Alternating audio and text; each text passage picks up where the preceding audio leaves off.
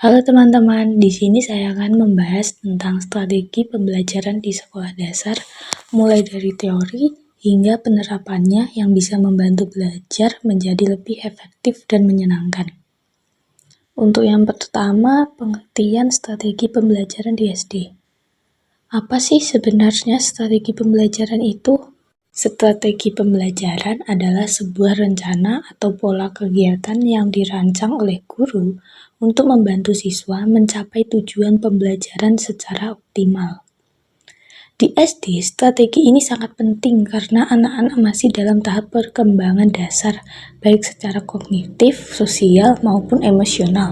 Jadi, strategi yang digunakan harus sesuai dengan karakteristik usia mereka agar proses pembelajaran menjadi menyenangkan dan bermakna.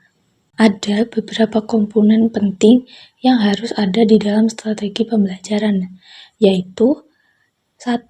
Tujuan pembelajaran.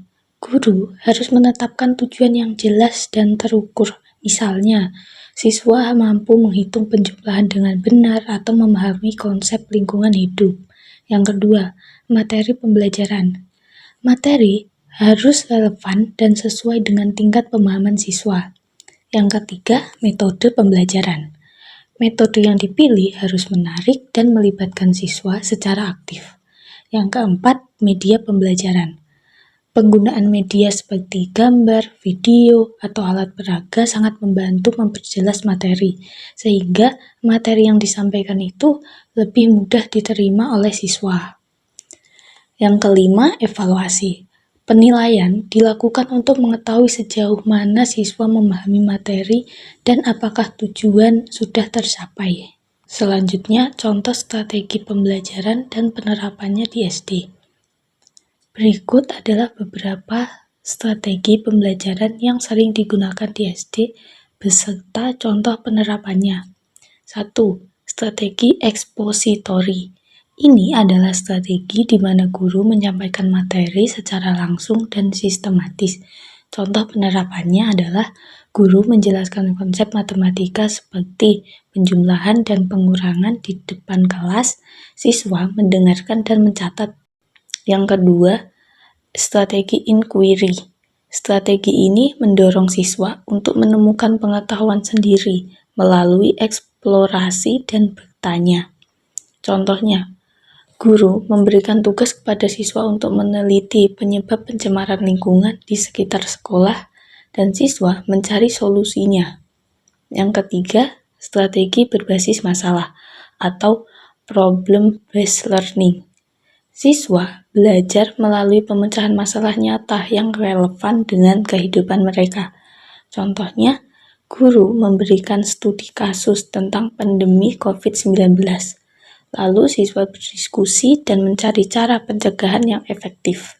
Yang keempat, strategi kooperatif atau kolaboratif. Siswa bekerja dalam kelompok untuk menyelesaikan tugas bersama. Contoh penerapannya, siswa dibagi dalam kelompok kecil untuk membuat poster tentang pentingnya hemat energi. Yang kelima, strategi proyek atau project-based learning.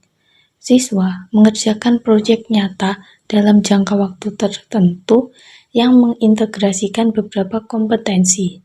Contoh penerapannya, siswa membuat model ekosistem menggunakan bahan bekas sebagai proyek akhir tema lingkungan.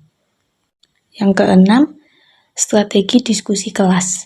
Siswa dan guru berdiskusi untuk memperdalam pemahaman materi.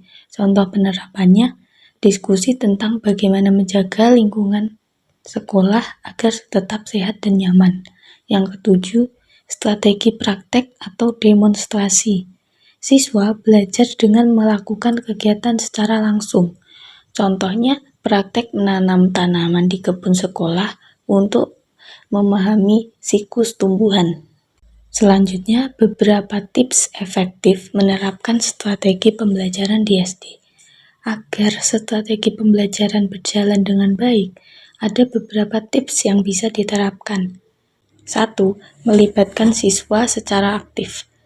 Jangan hanya guru yang berbicara, tapi ajak siswa untuk bertanya, berdiskusi, dan bereksperimen.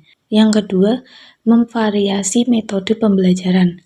Gunakan berbagai metode agar pembelajaran tidak monoton dan siswa tetap bersemangat.